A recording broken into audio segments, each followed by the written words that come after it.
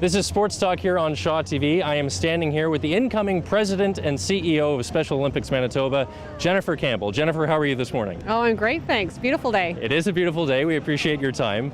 You have had quite the successful career, and it just keeps growing for you. You were the chef de mission for the 2011 World Special Olympics Summer Games in Athens, Greece, Right. then again in 2013 for the Winter Games in South Korea.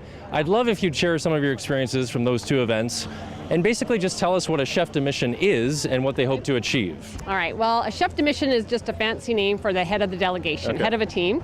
But truly it was an honor. It absolutely were highlights of my career, most definitely. Wearing a Canadian uniform and representing Canada is such an awesome experience. Sure. Pretty humbling. Yeah. Manitoba is a great opportunity and a great province to represent, but when you kind of take it up to that country level, it's truly amazing. And really as a chef, it's kind of almost my job to be just that big cheerleader. Leading up to the games, hopefully giving, some support and kind of opportunities to the athletes and coaches of the team to kind of be the best and be as prepared for those World Games as they could possibly be. But once you're there, it's to really kind of just be a great cheerleader and just kind of celebrate all of our athletes and our volunteer coaches' accomplishments. Yeah, for sure. Yeah. Also in 2013, you were named one of the most influential women in sport and physical activity by the Canadian Association for the Advancement of Women in Sport and Physical Activity. That's a mouthful. Good job. Jennifer Heil, though, freestyle skier, who's won a gold medal, also on that list. Christine Sinclair, soccer player from our Canada's national team, of course. What's it like? What was that like for you to be named on that list with such esteemed company? Truly pretty incredible, and obviously an amazing list of women who have done so much in sport for this country. And again, it was a complete surprise. And I mean, again, very humbling, right? Like it's, those are those moments where you kind of realize, maybe I've done some stuff. To kind of be recognized was really just very special, really special. And truly though, it's very kind of from the heart where, I wouldn't have been able to do all of those things without working with a great bunch of people here in Manitoba, without great athletes and families and coaches. And that just goes across the country as well. I mean, we just have a tremendous organization in Manitoba and in Canada, both volunteers and coaches and athletes and families. It's such a great organization to be a part of, that, all of them really kind of were part of that for me, because I really do think I couldn't have done any of that without kind of that support. And of course, my family, I have two kids that put up with kind of me doing this kind of stuff. So, that's a for sure. Pretty important to have that kind of at your back as well. That's excellent. Earlier in our show, we showed a piece about the In the Schools program that the Special Olympics Manitoba puts on. Just for you, I mean, where did that motivation come from you to get involved with helping special needs kids? What's the best part of your job? Oh gosh, the best part. I'm sure there's many parts. There is, truly, even just, today, right? Just talking to athletes that, you get to see at games and activities and welcome you with a great hug and just kind of what Special Olympics and maybe what you as a little part have done kind of for their lives and for kind of those experiences that they have. I mean, the In the School program, I think, is just a tremendous way to get kids moving at school. I think kids with an intellectual disability still don't have those opportunities at school that kids without disabilities have. So, if Special Olympics can kind of provide that opportunity for kids to play sport and be part of a team and wear their school uniform, I think they deserve that, and if we as an organization can work with schools and school divisions to kind of make that happen, that's exciting, and our program just continues to grow. I mean, I think last week we had over 170 school kids out at soccer, and what a day. It was almost overwhelming to have that many kids out, but exciting at the same time. Yeah, and we're just more along that vein. We're here at the Ledge today to spread awareness about Special Olympics Manitoba. I just wanted to get your opinion. Do you feel like communities know a lot about the Special Olympics? Do you feel how do you gauge that awareness level?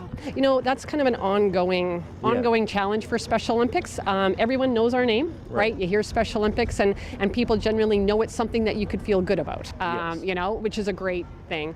But when you kind of get to what it is we actually do, I still think we have a kind of a ways to go. I think the community still doesn't know that kind of these are opportunities that are kind of open for athletes of all ages. And I think the schools, though, is just a great a great avenue for that is obviously kind of the kids are there and they're at school, and what a great way to kind of touch them and hopefully touch their families to kind of opportunities that are out there. Those 2 teams that went last week, I think, to Ontario to compete in bocce. I mean, what? An awesome opportunity, right? And again, but kids in our school system have that opportunity if they play basketball, if they play football with their school teams, right? They're traveling. They get to go kind of to those types of things. And so again, for Special Olympics to be able to provide that opportunity for these athletes that otherwise would never have had that opportunity is just, it's great. It's a great, so the best part of my job, I don't know. There's a lot. Yeah, for sure. I'm going to ask you a couple more because I'm enjoying this. I hope you are too. Oh, of course. But you know, kids growing up playing sports, whether they have a disability or not, it's imperative to their growth. Absolutely. Right? They learn how to become leaders. They learn how to work towards a common goal with others.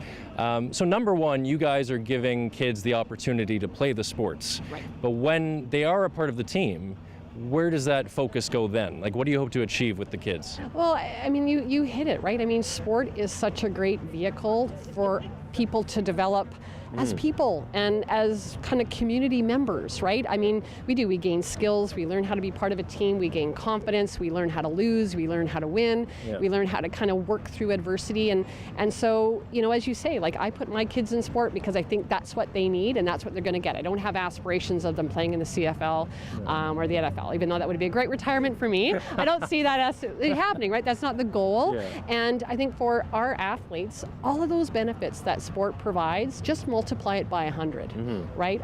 Again, opportunities that maybe take them, that allow them to work or kind of open up doors or open up kind of opportunities. You know, for a lot of our athletes, you know, our summer kind of quiets down. We have some summer sports that go over the course of the summer, but kind of for the most part, a lot of our programs slow down. Well, you know, by the end of July, athletes are calling, like, when is Special Olympics starting and getting to go, right? Because again, like, it's their community. It's a place where they do belong, where they are part of a team. So, you know, I think the benefits of sport and kind of the impact of sport on our athletes with an intellectual disability is just really priceless. Right.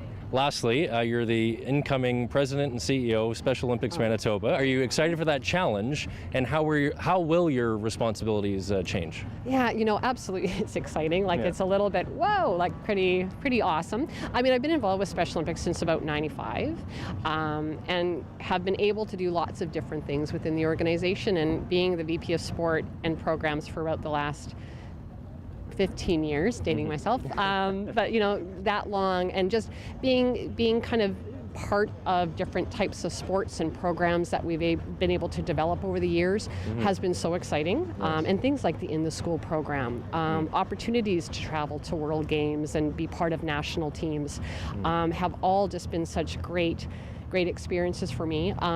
So yeah, to kind of move into kind of that more kind of operational side of the organization and kind of, you know, see different facets of the organization, will be a fun and interesting challenge, and you know, I'm excited about it. Well, Jennifer, I really appreciate your time. I really admire and respect what you do, so continued success and good luck with the new position. Thanks very much. Jennifer Campbell, the incoming president and CEO of Special Olympics Manitoba. That sounds pretty good, doesn't it? It does, actually, yeah. You're watching Sports Talk on Shaw TV.